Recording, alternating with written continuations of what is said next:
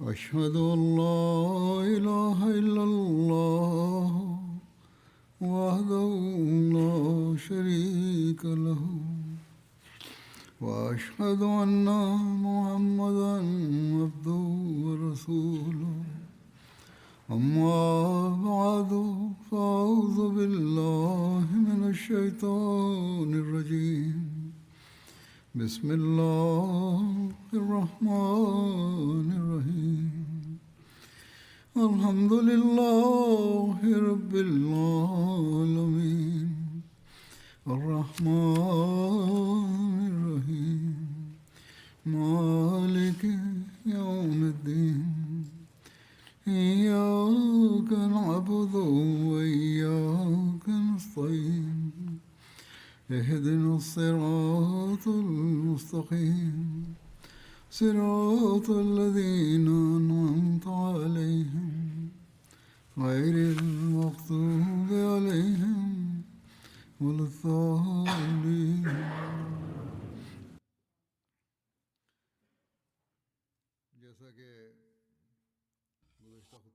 Sebagaimana dalam khutbah yang lalu telah disebutkan secara ringkas tentang Ghazwah Tabuk, hari ini saya akan memaparkan beberapa rincian lebih lanjut mengenai hal tersebut. Hazrat Muslim Maud radhiyallahu ta'ala anhu dalam menjelaskan latar belakang perang ini, yaitu Ghazwah Tabuk, bersabda, ketika Rasulullah SAW mendapatkan kemenangan di Mekah, maka saat itu Abu Amir Madani yang berasal dari suku Khazraj, dan karena pergaulannya dengan orang-orang Yahudi dan Nasrani, ia pun telah terbiasa dengan zikir dan bacaan-bacaannya, dan karena hal ini orang-orang pun menyebutnya sebagai rahib atau pendeta, namun secara agama dia bukanlah seorang Nasrani. Orang ini melarikan diri ke arah Mekah setelah Rasulullah SAW tiba di Madinah.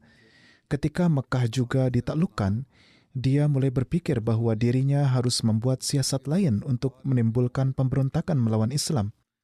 Akhirnya ia mengubah nama dan penampilannya dan mulai tinggal di sebuah desa bernama Quba yang berada di dekat Madinah. Karena bertahun-tahun tinggal di luar dan karena melakukan beberapa perubahan pada penampilan dan pakaian, orang-orang Madinah pada umumnya tidak mengenalinya. Hanya orang-orang munafik saja yang mengenalinya, yaitu mereka yang dengannya dia telah menjalin hubungan. Dia mengajukan usulan kepada orang-orang munafik di Madinah dengan mengatakan, aku akan pergi ke Syam dan menghasut pemerintahan Nasrani di sana serta suku-suku Arab Nasrani dan akan menggerakkan mereka untuk menyerang Madinah. Di sini kalian mulailah menyebarkan isu bahwa pasukan Syam sedang menyerang Madinah. Orang-orang munafik yang ada di Madinah hendaklah memulai penyebaran isu ini. Jika rencanaku berhasil, maka akan terjadi pertempuran di antara kedua belah pihak ini. Akan terjadi perang di antara mereka. Dan jika rencanaku tidak berhasil, maka karena isu ini, kaum muslimin mungkin akan pergi berperang ke Syam. Dan dengan cara ini akan terjadi peperangan antara mereka dengan pemerintahan Kaisar Romawi. Dan usaha kita akan berhasil. Dalam kedua kondisi tersebut, kita akan mendapat keuntungan. Demikianlah perkataan pembuat fitnah ini. Oleh karena itu, setelah melakukan penghasutan ini, orang tersebut pergi ke Syam, dan orang-orang munafik Madinah mulai menyebarkan berita-berita ini setiap hari di Madinah, bahwa mereka bertemu dengan kafilah tertentu yang memberitahu bahwa pasukan Syam sedang bersiap untuk menyerang Madinah. Keesokan harinya mereka kembali mengatakan bahwa telah bertemu dengan orang-orang dari kafilah tertentu dan mengatakan bahwa pasukan dari Syam akan menyerang Madinah. Berita-berita ini mulai tersebar dengan sangat hebat, sehingga Rasulullah SAW menganggap tepat bahwa beliau pun akan pergi dengan pasukan Islam untuk menghadapi pasukan-pasukan Syam. Ini adalah masa yang sangat sulit bagi kaum muslimin. Tahun itu adalah tahun kelaparan. Pada musim panen sebelumnya, hanya sedikit biji-bijian dan buah-buahan yang dihasilkan. Sementara hasil musim ini belum dipanen. Itu adalah akhir September atau awal Oktober, yakni waktu keberangkatan beliau untuk misi ini. Orang-orang munafik mengetahui bahwa semua ini adalah kejahatan dan bahwa mereka telah melakukan semua tipu muslihat ini agar jika pasukan Syam tidak menyerang, maka kaum muslimin pasti akan pergi berperang melawan orang-orang Syam dan dengan demikian mereka akan binasa. Peristiwa perang Mu'tah ada di hadapan mereka. Pada waktu itu kaum muslimin harus menghadapi pasukan yang begitu besar, walaupun akhirnya dapat selamat dengan susah payah setelah menderita kerugian yang sangat besar. Sekarang mereka ingin menyaksikan dengan mata kepala sendiri Mu'tah yang kedua, di mana menurut pikiran mereka Rasulullah SAW sendiri juga akan syahid, nauzubillah. Oleh karena itu, di satu sisi orang-orang munafik setiap hari menyebarkan isu-isu ini, yakni dari sumber tertentu kami mendapat informasi bahwa musuh akan menyerang, dari sumber tertentu kami mendapat informasi bahwa pasukan-pasukan Syam sedang datang. Di sisi lain, mereka menakut-nakuti semua orang bahwa menghadapi pasukan yang begitu besar tidaklah mudah. Kalian tidak seharusnya pergi untuk berperang. Melalui tindakan-tindakan ini, tujuan mereka adalah bahwa kaum muslimin dapat saja pergi untuk menyerang Syam, tetapi sedapat mungkin pergi dengan jumlah yang paling sedikit agar kekalahan mereka menjadi semakin pasti. Jika jumlah mereka sedikit, kekalahan akan menjadi pasti. Bagaimanapun juga, mengingat berita-berita yang datang, Rasulullah SAW setelah meninjau berbagai keadaan dan peristiwa yang terjadi, beliau sampai pada kesimpulan bahwa jika beliau menunda menghadapi orang-orang Romawi atau memberi mereka kesempatan untuk memasuki wilayah-wilayah yang berada di bawah pengaruh kaum muslimin, maka kerugiannya akan lebih besar. Oleh karena itu, meskipun dalam kesempitan dan kesulitan, beliau memutuskan bahwa tanpa memberi kesempatan kepada orang-orang Romawi untuk maju, beliau sendiri akan pergi ke wilayah mereka dan berperang melawan mereka dalam suatu peperangan yang menentukan. Hazrat Muslim Maud di suatu tempat menjelaskan hal ini dengan cara berikut. Ketika isu-isu ini sampai kepada Rasulullah SAW, maka beliau memerintahkan, daripada orang-orang Romawi menyerang kita dan menyerbu kita, kita hendaknya pergi ke perbatasan untuk menghadang mereka. Beliau lalu memerintahkan kaum muslimin untuk bersiap-siap. Sebelumnya, satu rujukan telah saya sampaikan dari sebuah kitab sejarah. Bagaimanapun juga, Rasulullah SAW biasanya menjaga kerahasiaan misi-misi peperangan. Tetapi setelah misi Khaybar, misi Tabuk adalah sedemikian rupa, sehingga beliau SAW membuat pengumuman secara terbuka dan sejak awal memberitahukan tentang kesulitan-kesulitan kelak di perjalanan dan banyaknya musuh. Alhasil, beliau menasihati untuk bersiap-siap. Riwayat ini terdapat dalam Bukhari. Bersamaan dengan itu, beliau mengirim orang-orang di Mekah dan suku-suku Arab yang lain agar mereka bergabung dalam pasukan. Di sisi lain, beliau menekankan kepada siapa saja yang memiliki kelapangan harta agar membelanjakan harta mereka di jalan Allah. Rasulullah SAW mengirim pesan kepada berbagai suku untuk bergabung dalam peperangan dan mengirim para utusan beliau kepada berbagai suku sebagaimana telah disebutkan. Maka Hazrat Buraidah bin Usaid diutus kepada suku Banu Aslam, Hazrat Abu Raham Ghifari kepada kaumnya, Banu Ghifar, Hazrat Abu Waqid Laisi kepada kaumnya, Banu Lais, Hazrat Abu Ja'ad Zamri kepada kaumnya, Hazrat Rafi bin Muqais diutus kepada Juhaina, demikian pula Hazrat Nuaim bin Mas'ud kepada Banu Ashja, dan Budail bin Warqa, Amr bin Salim, dan Busr bin Sufyan kepada Banu Ka'ab dan Banu Amr. Dan demikian pula Abbas bin Mirdas diutus kepada Banu Sulaim.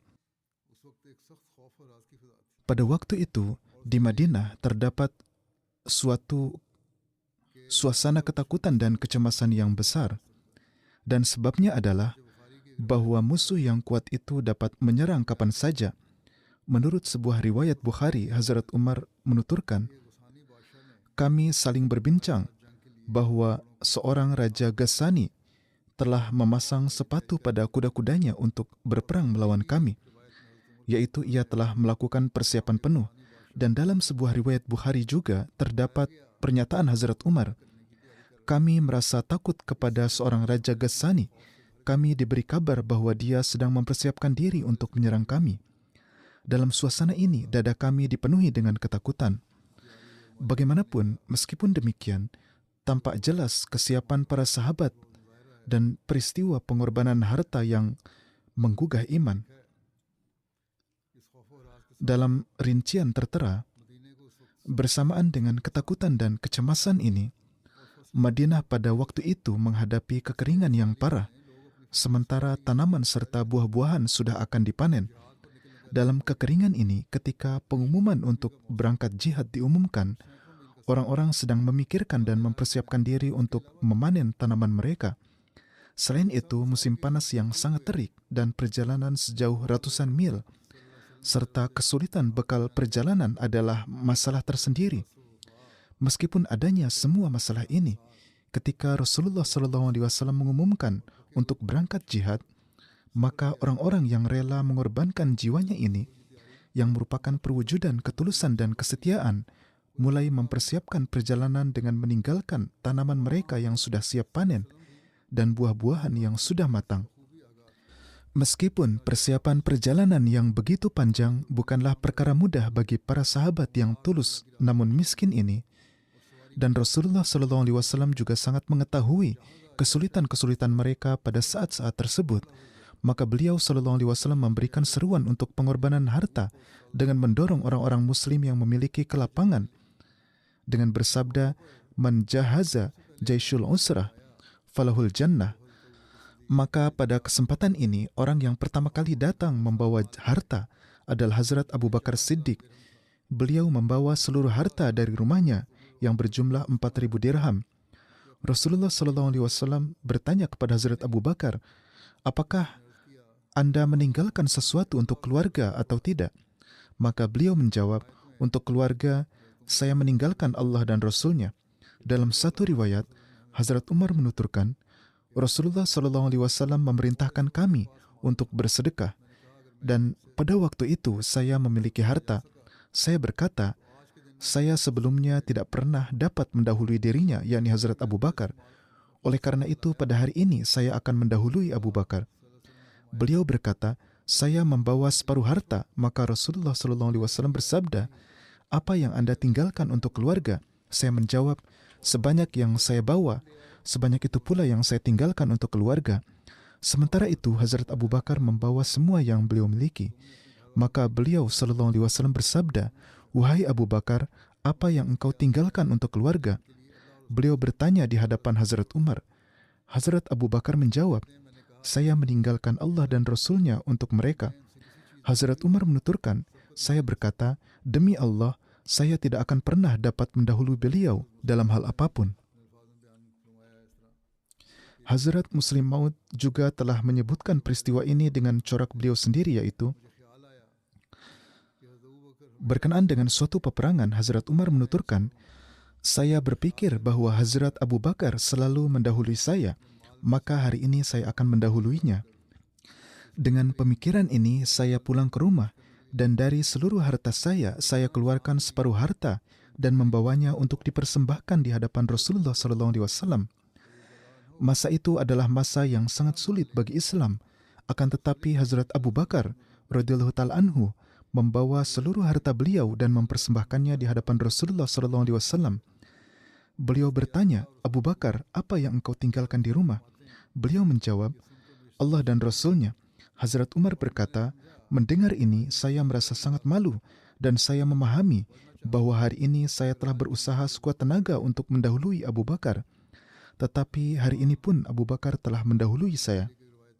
Kemudian mengenai pengorbanan harta Hazrat Utsman, terdapat satu riwayat di mana Hazrat Abdurrahman bin Habbab meriwayatkan, "Saya hadir di hadapan Rasulullah SAW dan beliau saat itu sedang menggerakkan Jaishul Usrah, pasukan yang penuh kesulitan. Hazrat Utsman bin Affan berdiri dan berkata, 'Wahai Rasulullah SAW, saya menanggung 100 unta beserta perlengkapannya di jalan Allah.' Kemudian beliau SAW menggerakkan pasukan. Lalu Hazrat Utsman bin Affan berdiri lagi untuk kedua kalinya dan berkata, "Wahai Rasulullah sallallahu alaihi wasallam, saya menanggung 200 unta beserta perlengkapannya di jalan Allah." Kemudian beliau sallallahu alaihi wasallam menggerakkan lagi pasukan. Maka setelah ini, Hazrat Utsman bin Affan berdiri dan berkata, "Wahai Rasulullah sallallahu alaihi wasallam, saya menanggung 300 unta beserta perlengkapannya di jalan Allah." Saya melihat Rasulullah sallallahu alaihi wasallam turun dari mimbar dan beliau bersabda, "Ma'ala Utsmana ma'amila ba'da hadhihi, ma'ala Utsmana ma'amila ba'da hadhihi." Tidak ada tuntutan atas Utsman apapun yang dia lakukan setelah ini. Tidak ada tuntutan atas Utsman apapun yang ia lakukan setelah ini. Dalam riwayat lain disebutkan, Hazrat Abdurrahman bin Samrah meriwayatkan, Hazrat Utsman mempersembahkan 1000 dinar di hadapan Rasulullah SAW ketika beliau mempersiapkan Jaisyul Usrah, dan ia meletakkannya di pangkuan beliau. Hazrat Abdurrahman berkata, "Aku melihat Rasulullah SAW membolak-balikan dinar-dinar itu di pangkuan beliau dan bersabda, 'Ma darra Utsmana ma amila ba'dal yaum.' Utsman tidak akan tertimpa kemudaratan apapun yang ia lakukan setelah hari ini." Beliau SAW bersabda ini 2 kali. Menurut satu riwayat, Hazrat Utsman memberikan 10.000 dinar dan Rasulullah SAW berdoa, "Ghafarallahu laka ya Utsmanu ma asrarta wa ma a'lanta wa ma huwa qa'imun ila yaumil qiyamah ma yubali ma amila ba'daha." Yakni, wahai Utsman, semoga Allah mengampunimu atas apa yang kamu lakukan secara tersembunyi dan apa yang kamu lakukan secara terang-terangan dan apa yang akan terjadi hingga hari kiamat. Setelah ini, apapun perbuatan yang ia lakukan, dia tidak perlu khawatir. Menurut satu riwayat, Hazrat Utsman mempersembahkan 1000 unta dan 70 kuda untuk persiapan perang ini. Menurut satu riwayat, Rasulullah SAW berdoa untuk Hazrat Utsman, "Allahumma arda an Utsmana fa inni anhu radin." Wahai Allah, ridailah Utsman karena aku juga rida kepadanya. Ibnu Ishaq menyatakan, Hazrat Utsman menyerahkan begitu banyak uang pada kesempatan Ghazwah Tabuk, sehingga tidak ada sahabat lain yang dapat menyerahkan uang sebanyak itu. Ketika satu kafilah dagang Hazrat Utsman kembali dari negeri Syam dengan membawa banyak keuntungan, maka beliau mengambil tanggung jawab atas sepertiga dari seluruh pengeluaran pasukan. Hazrat Utsman berkata, "Sepertiga dari pasukan akan saya tanggung biayanya." Hazrat Utsman menyediakan perlengkapan untuk lebih dari 10.000 pasukan dan mengatur sedemikian rupa, sehingga bahkan satu tali pengikat untuk setiap prajurit juga dibiayai dari beliau sendiri, yakni hingga barang terkecil sekalipun. Untuk ini 10.000 dinar beliau serahkan, dan ini di luar unta dan kuda. Selain itu ada 1.000 unta, 100 kuda dan perlengkapannya, beserta 1.000 dinar yang juga dipersembahkan di hadapan Rasulullah SAW. 1.000 dinar ini terpisah dari 10.000 dinar yang telah beliau keluarkan untuk persiapan 10.000 prajurit. Pada kesempatan ini, Hazrat Abdurrahman bin Auf mempersembahkan 100 uqiyah perak. Menurut beberapa riwayat, beliau menyerahkan 200 uqiyah perak. Uqiyah adalah satuan berat yang setara dengan 10,5 tola, yakni antara 1.050 hingga 2.100 tola perak, atau antara 1/4 kilogram hingga 2,5 kilogram perak jika dibandingkan dengan zaman sekarang. Kemudian Rasulullah SAW bersabda, Utsman bin Affan dan Abdurrahman bin Auf adalah suatu khazanah dari khazanah Allah di muka bumi yang menyerahkan hartanya demi keridhaan Allah Ta'ala. Mereka telah memberikan banyak harta. Dalam satu riwayat disebutkan bahwa Hazrat Abdurrahman bin Auf mempersembahkan 400 uqiyah emas, yakni 4.200 tola emas. Sebagian juga ada yang menyebutkan memberikan 900 unta. Alhasil disebutkan banyak memberikan pengorbanan-pengorbanan.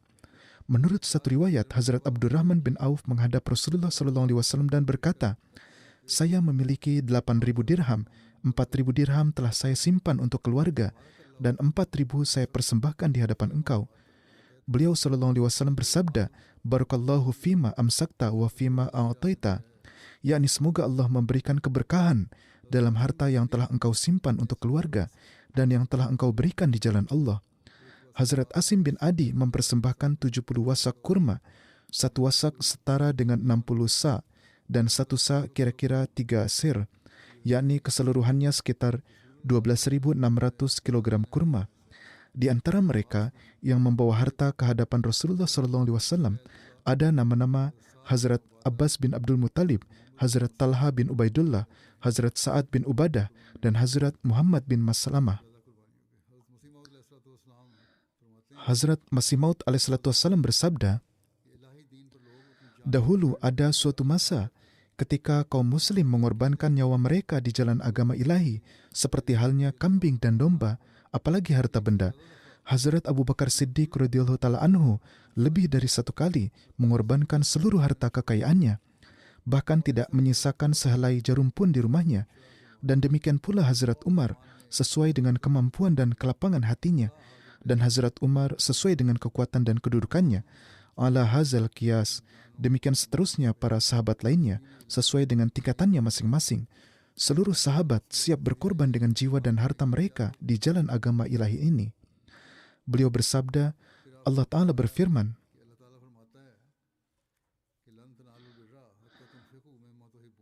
Lan tanalul birra hatta tunfiku mimma tuhibbun. Kamu sekali-kali tidak sampai kepada kebajikan yang sempurna sebelum kamu menafkahkan sebagian harta yang kamu cintai.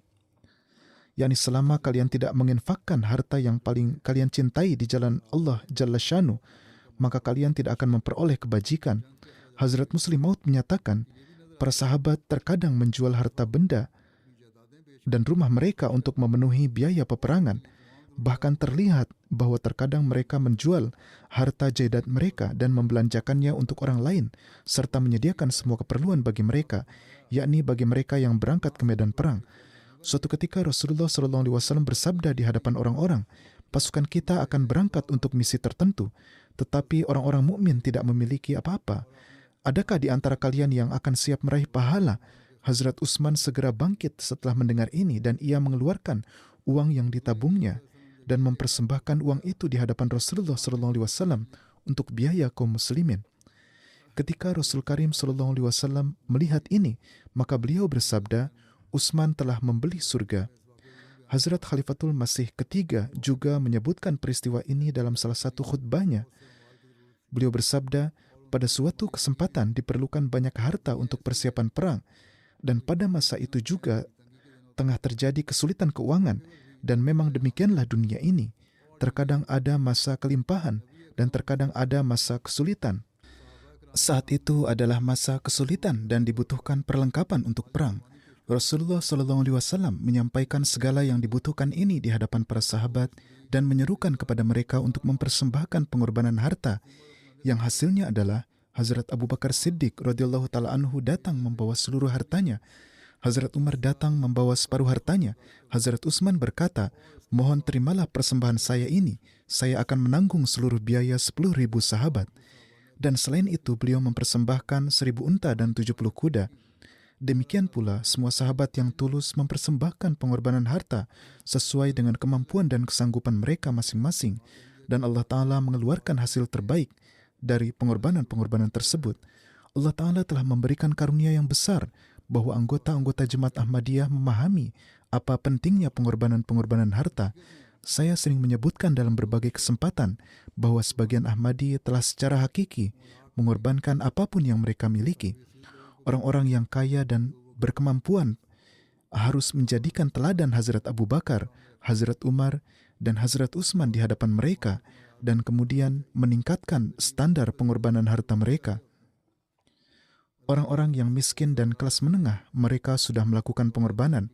Atas karunia Allah Ta'ala, ada banyak orang-orang kaya yang melakukan pengorbanan dengan standar tinggi. Mereka yang masih lemah juga harus tampil ke depan untuk penyebaran agama. Pada zaman ini, mereka juga memiliki kesempatan untuk melakukan pengorbanan. Para sahabat radhiyallahu anhum telah mempersembahkan hartanya sejauh yang mungkin dilakukan dan menyediakan tunggangan, senjata, dan perlengkapan perang lainnya untuk para prajurit yang miskin dan tidak mampu.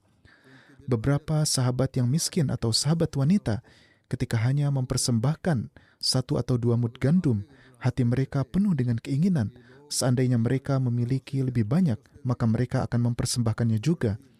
Tetapi orang-orang munafik justru menertawakan mereka dan berkata bahwa orang-orang ini bermimpi akan mengalahkan Kaisar Romawi dengan segenggam biji-bijian ini. Allah Ta'ala berfirman,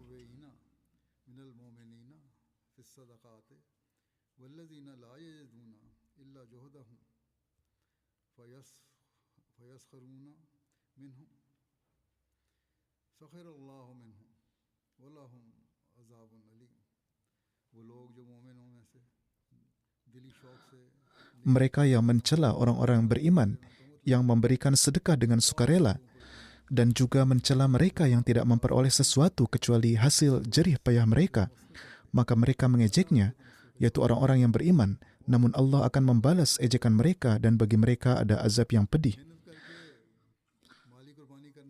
Kemudian para sahabat yang melakukan pengorbanan harta dengan rela bekerja keras, diantaranya adalah Hazrat Abu Aqil yang menimba air dari sumur sepanjang malam dan akhirnya memperoleh 2 syak kurma. 1 syak kira-kira setara dengan 2,5 kilogram, artinya total 5 kilogram kurma diperoleh. Dari jumlah tersebut, 1 syak disimpan untuk keluarganya dan 1 syak kurma dibawa untuk dipersembahkan kepada Rasulullah SAW. Ini adalah pengorbanan sesuai dengan apa yang mampu mereka lakukan. Hazrat Muslim Maud pada suatu tempat menyatakan, Rasulullah SAW suatu kali menyampaikan seruan pengorbanan harta, maka seorang sahabat pergi melakukan kerja fisik, mungkin dia pergi ke sumur seseorang untuk menimba air dan sebagai imbalannya ia memperoleh setengah sir atau 3 pau biji-bijian yang kemudian ia serahkan sebagai pengorbanan harta. Pada saat itu dibutuhkan ribuan rupiah, namun orang-orang munafik menertawakan dan berkata bahwa inilah yang mereka persiapkan untuk perang. Ini adalah peristiwa perang Tabuk yang akan melawan bangsa Romawi, dan pemerintahan Romawi pada saat itu adalah seperti halnya pemerintahan Inggris saat ini. Ketika Hazrat Muslim Maud menyampaikan hal ini, pada waktu itu Inggris adalah negara adidaya di dunia.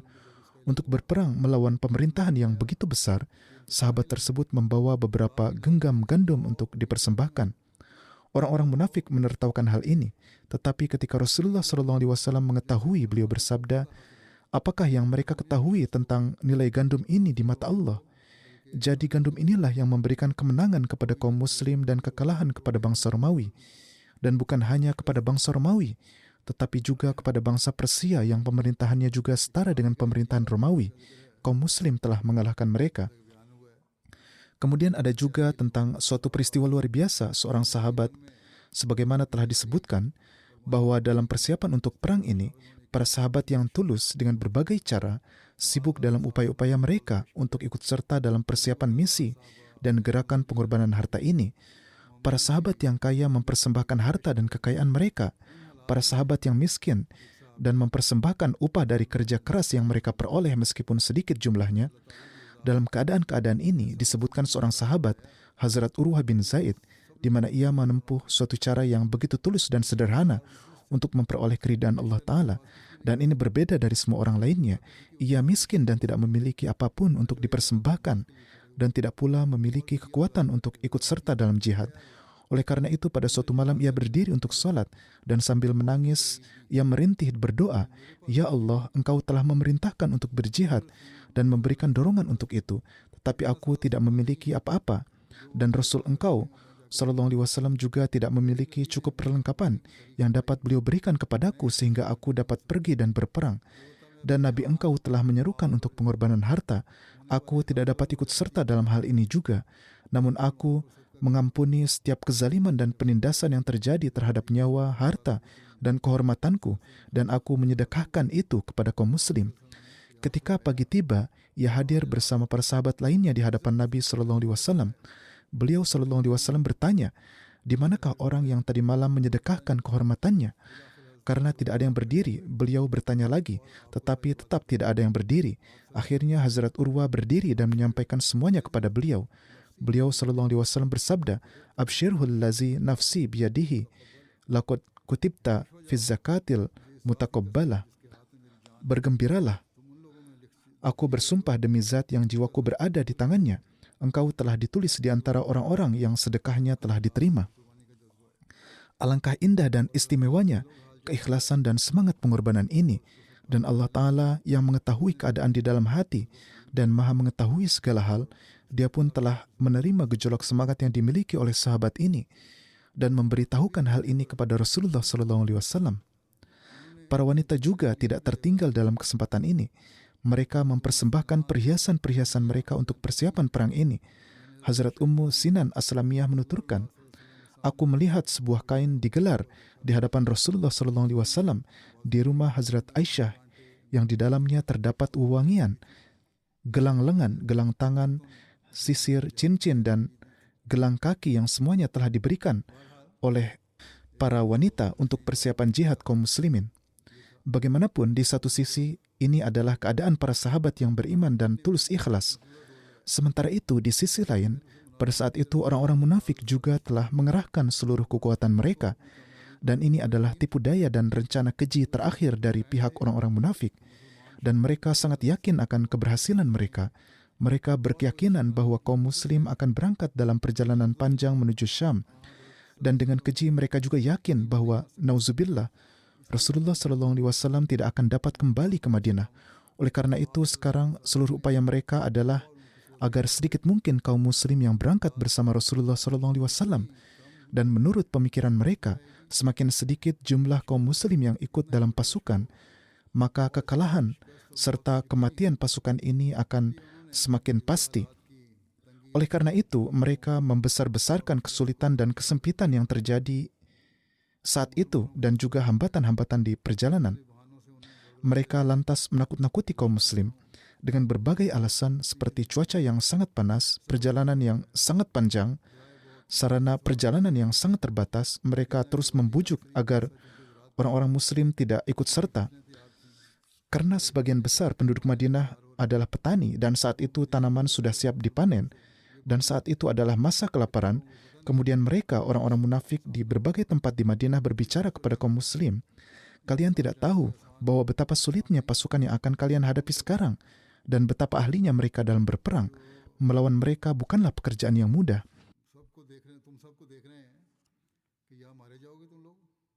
Kami melihat bahwa kalian semua akan terbunuh atau kalian semua akan menjadi tawanan mereka." Beginilah biasanya orang-orang munafik berkata. Meskipun propaganda orang-orang munafik ini tidak berpengaruh terhadap orang-orang mukmin yang berderajat tinggi dan penuh dengan keikhlasan, namun hati sebagian orang yang lemah imannya menjadi begitu ketakutan sehingga mereka mulai mengajukan berbagai alasan dan uzur untuk tidak pergi berperang. Akan tetapi sebagian besar orang-orang yang mengajukan uzur seperti itu adalah orang-orang munafik. Al-Quran menyebutkan tentang orang-orang munafik ini,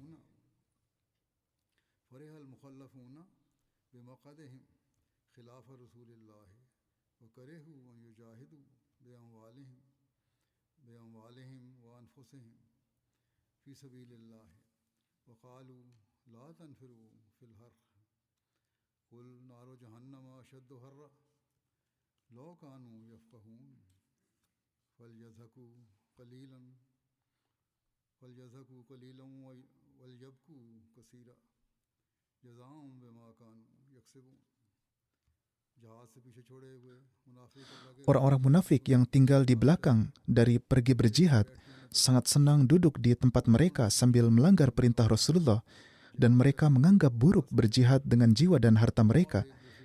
Dan mereka berkata satu sama lain bahwa janganlah kalian berkumpul dan berangkat untuk berperang dalam cuaca yang sangat panas ini.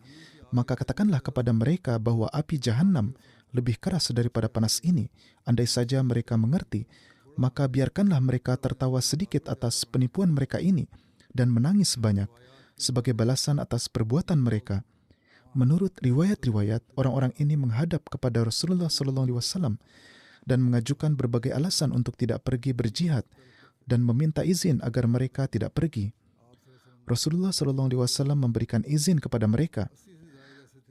Lebih dari 80 orang seperti itu yang memperoleh izin untuk tidak pergi berjihad dengan berbagai macam alasan dan tipu daya. Ini adalah selain orang-orang munafik yang bersama Abdullah bin Ubay dan lainnya. Allah Ta'ala menyingkap semua alasan orang-orang munafik ini dan menjelaskan dengan terang dan nyata dalam Al-Quran Suci bahwa tertinggalnya mereka di belakang adalah karena kelemahan iman mereka dan mereka berbohong dalam alasan-alasan mereka. Dan ketika ayat-ayat tentang mereka diturunkan dalam Al-Quran, maka di sini untuk masa depan pun, setiap orang telah diperingatkan bahwa ketika ada gerakan atau seruan dari imam, maka bagaimana seharusnya mereka menyambut dengan labbaik atau ya. Mereka harus maju ke depan dan bagaimanapun juga harus mempersiapkan diri semaksimal mungkin. Allah Ta'ala berfirman,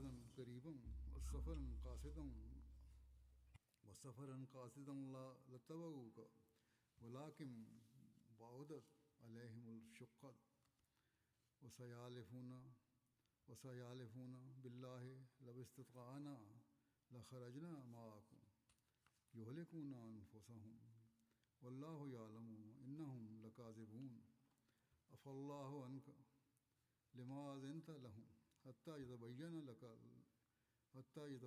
لك الذين صدقوا وتعلم الكاذبين لا يستأذنك الذين يؤمنون بالله واليوم الآخر أن يجاهدوا بأموالهم وأنفسهم والله ولي بالمتقين إنما يستأذنك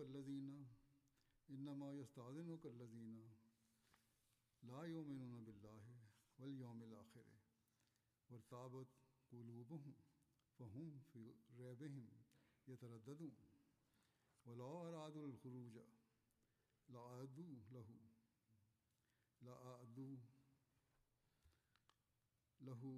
عدة ولكن كره اللهم بعاصهم وثبتهم وقيل اقعدوا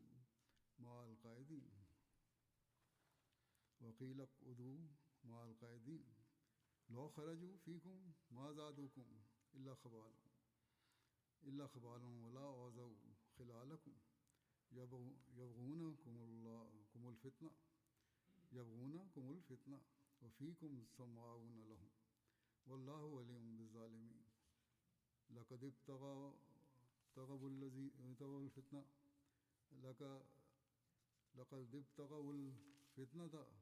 من قبل وقلبوا لك الأمور حتى جاء الحق وظهر أمر الله وهم كارهون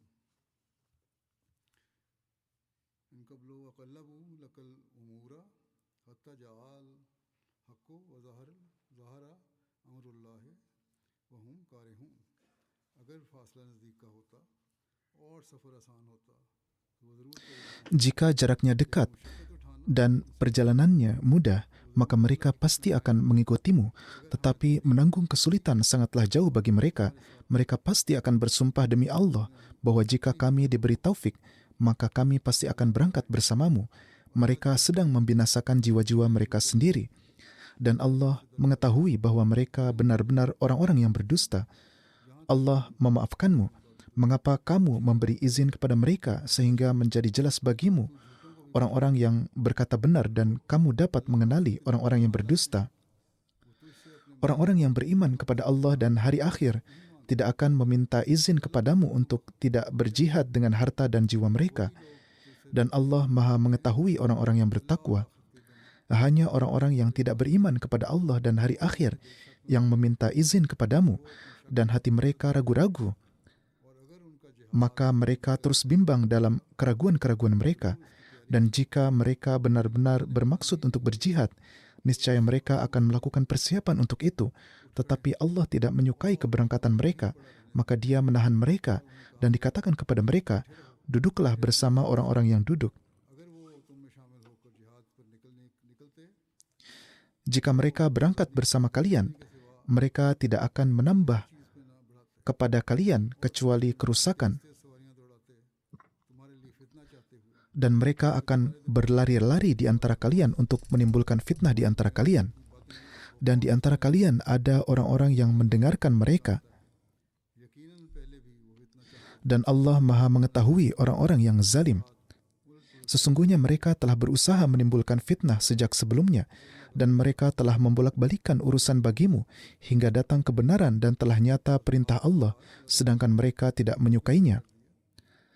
Alhasil, dalam hal ini Allah Ta'ala telah menjelaskan keadaan orang-orang munafik secara terbuka dan berfirman kepada Rasulullah SAW, engkau telah menerima alasan palsu mereka. Jika engkau tidak menerimanya dan tidak memberikan izin, maka kemunafikan mereka pasti akan terungkap kepada semua orang. Memang mereka tetap tidak akan pergi berperang, namun bagaimanapun juga Allah Ta'ala berfirman, tidak perginya mereka justru lebih baik, karena jika dengan alasan apapun mereka ikut pergi, maka selama perang mereka akan melakukan tindakan-tindakan yang akan merugikan kaum muslimin. Akhirnya hasil yang muncul tidak sesuai dengan keinginan orang-orang munafik tersebut. Sisa rinciannya insya Allah akan saya sampaikan pada kesempatan mendatang. Dalam khutbah sebelumnya, saya telah menyebutkan tentang serangan yang terjadi di Masjid Rabwah. Kita hendaknya berdoa bagi para Ahmadi dan Khuddam yang menjadi korban luka agar Allah Ta'ala menganugerahkan kesembuhan yang sempurna kepada mereka serta menyelamatkan mereka dari segala kesulitan. Saat ini 3 orang Khuddam masih dalam kondisi luka yang cukup parah dan sedang dirawat di rumah sakit, sementara 5 orang lainnya telah mendapatkan perawatan dan dipulangkan ke rumah. Namun demikian, luka-luka mereka tetap memerlukan waktu untuk benar-benar sembuh. Semoga Allah Ta'ala menganugerahkan kesembuhan yang sempurna kepada semuanya dan melindungi seluruh anggota jemaat dari segala bentuk kejahatan dan kerugian dimanapun mereka berada. Setelah solat, saya akan memimpin solat jenazah gaib untuk Mukarram almarhum Sam Ali Nina, sahib dari Kepulauan Marshall. Beliau wafat beberapa hari yang lalu di usia 83 tahun di California, Amerika Serikat. Inna lillahi wa inna ilaihi raji'un.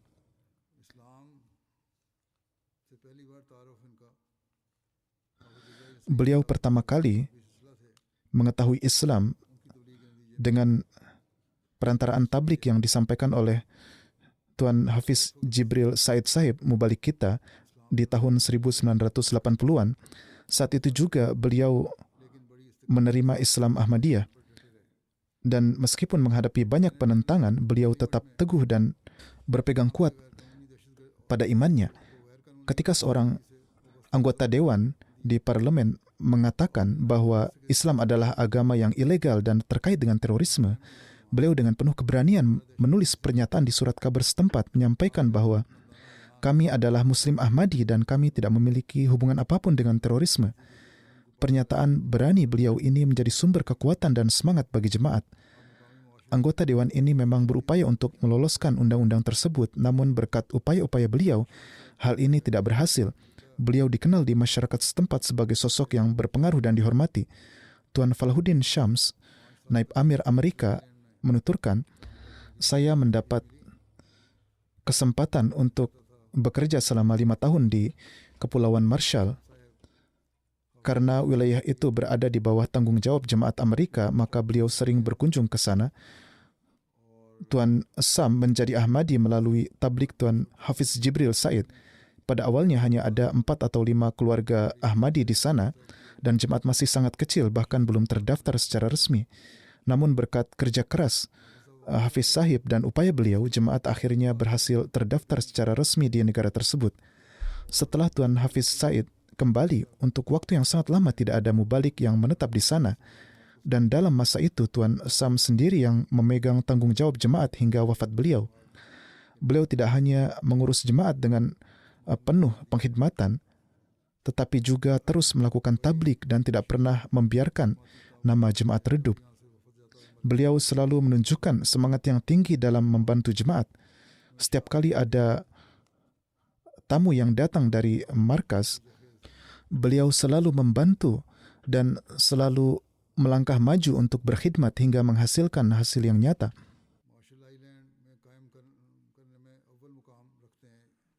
Beliau memiliki peran utama dalam mendirikan jemaat di Kepulauan Marshall. Sebagian besar mubayyin baru di sana menjadi Muslim Ahmadi berkat usaha dan perjuangan beliau. Beliau juga pernah menjabat sebagai ketua jemaat di Kepulauan Marshall. Tuan Falahuddin Syams menambahkan, ketika pergi ke Kosrae untuk mendirikan misi di sana, Tuan Sam Syahib juga turut membantu. Beberapa teman beliau juga bergabung dan dengan karunia Allah, sebuah rumah misi berhasil dibeli dan dibangun di sana. Demikian pula di Kiribati dan satu tempat lainnya, misi Ahmadiyah dapat berdiri berkat perantaraan dan bantuan beliau. Tuan Falahuddin Syams menuturkan, suatu kali saya bertanya kepada Tuan Sam Sahib, apa amal kebajikan Anda yang membuat Anda mendapat taufik untuk berperan utama dalam berdirinya jemaat di 3 kepulauan ini? Dengan penuh kerendahan hati, Tuan Sam menjawab, ini semata-mata karena karunia Allah Ta'ala dan tidak ada sedikit pun keistimewaan dari diri saya. Tuan Qasim Chaudhry, mubalik di Kepulauan Marshall, menuturkan, meskipun menghadapi banyak rintangan, Tuan Sam tetap teguh dalam keimanannya dan bersama istrinya, beliau berdua mempersembahkan banyak pengorbanan. Bahkan melalui pengorbanannya, yakni pengorbanan istrinya, sebidang tanah telah diwakafkan dan di atas tanah itulah kini berdiri masjid pertama di Kepulauan Marshall. Menurut penuturan beliau sendiri, kisah penerimaan Islamnya adalah sebagai berikut. Beliau menuturkan, pada tahun 1987, saya dan istri saya, Mary, sedang menginap di sebuah hotel di Long Island. Suatu pagi ketika kami melihat keluar dari kamar, tampak seorang pria keturunan Afrika yang tinggi. Saya mengucapkan salam kepadanya dan beliau pun menjawab salam. Setelah berkenalan, saya mengetahui bahwa beliau adalah Tuan Hafiz Jibril Said, mubalik pertama di wilayah Mikronesia. Pertemuan kami pun terus berlanjut, hubungan semakin akrab dan beliau mulai menyampaikan tablik tentang Islam. Tuan Hafiz menunjukkan ayat-ayat dari Alkitab dan menjelaskan bahwa setelah Nabi Isa telah dijanjikan kedatangan seorang Nabi lagi. Saya terkejut mengetahui bahwa bukan hanya satu melainkan banyak ayat dalam Alkitab tentang hal ini. Bahkan di Perjanjian Baru, Nabi Isa bersabda, aku harus pergi dan sesudahku akan diutus seorang lagi. Yohanes pasal 16 ayat 7. Beliau berkata, fakta-fakta ini belum pernah saya dengar sebelumnya. Tuan Hafiz menjelaskan semuanya dengan sangat jelas dan selalu menunjukkan dalil langsung dari Alkitab. Akhirnya Allah Ta'ala memberi saya petunjuk, dan ketika melihat kebenaran-kebenaran itu, hati saya pun menjadi condong kepada Islam, lalu saya pun menerima Islam. Beliau melanjutkan, ketika orang-orang mengetahui bahwa saya telah masuk Islam, para pejabat pemerintah mengatakan bahwa mereka tidak akan pernah membiarkan Islam menyebar di Kepulauan Marshall. Saya pun menelpon Tuan Hafiz, namun saat itu beliau sudah tidak berada di sana. Beliau, yakni Mubalik Sahib, menenangkan saya dan berkata, jangan khawatir, Allah Ta'ala akan membuka jalan. Kemudian Allah pun membuka jalan dengan cara berikut. Suatu hari ketika saya sedang duduk di rumah, datang seorang pria dari kantor Jaksa Agung dan berkata, pendaftaran pendirian jemaat Anda telah disetujui. Padahal sebelumnya para tokoh berpengaruh berusaha menghalanginya, namun Allah Ta'ala sendiri mengatur urusannya sehingga izin itu tiba di rumah saya. Saya segera mengirimkan salinan dokumen itu kepada Tuan Hafiz Sahib.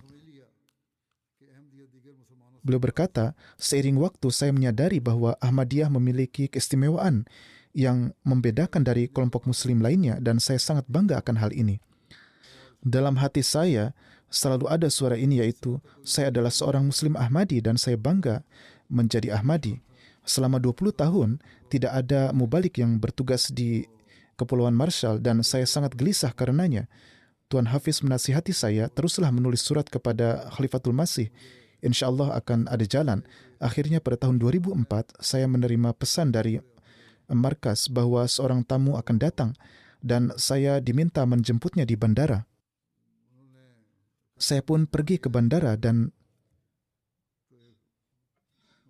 tak lama kemudian datanglah seorang pria yang tersenyum. Ia menanyakan nama saya menjawab Sam.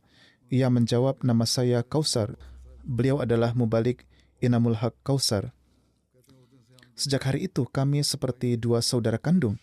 Kami bersama-sama melakukan perjalanan ke Kosrae dan Pompei dan tinggal di sana selama seminggu, dan ketika berpisah pun terasa seolah kami telah saling mengenal selama bertahun-tahun.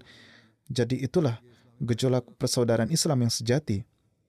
Beliau berkata, dengan karunia Allah, setelah saya menjadi seorang Muslim, hati saya memperoleh ketenangan dan roh saya mendapat kedamaian.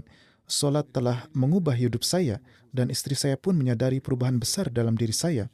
Sejak saat itu, setiap kali saya membutuhkan sesuatu, saya memohon kepada Allah Ta'ala dan Allah selalu segera mengabulkan doa saya.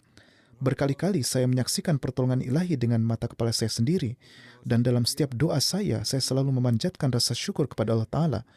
Cucu beliau, Julia, mengatakan beliau adalah seorang muslim yang sangat mukhlis, yang memperoleh ketenangan dan kekuatan dari imannya. Sebagian besar waktunya dihabiskan dalam ibadah. Beliau sangat mencintai membaca Al-Quran. Beliau juga dawam mempelajari berbagai buku Islam. Seringkali kami melihat beliau tenggelam dalam renungan dan pemikiran yang mendalam. Semoga Allah Ta'ala menganugerahkan ampunan dan rahmatnya kepada beliau. Beberapa anggota keluarga beliau belum menjadi Ahmadi. Semoga Allah Ta'ala memberi taufik kepada mereka sehingga anak keturunan beliau yang lainnya pun menjadi Ahmadi.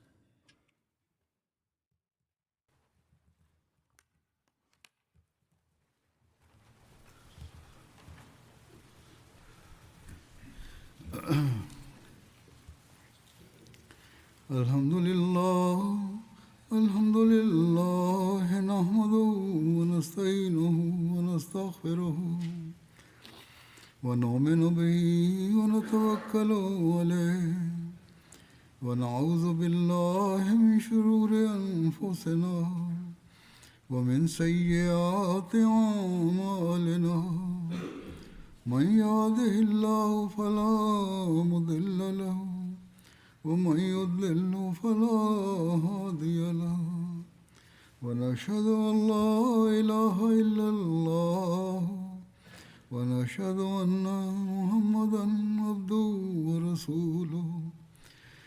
عباد الله رحمكم الله إن الله يأمر بالعدل والإحسان وإيتاء ذي القربى وينهى عن الفحشاء والمنكر والبغي يعظكم لعلكم تذكرون. اذكروا الله يذكركم وادعوه يستجب لكم ولذكر الله أكبر.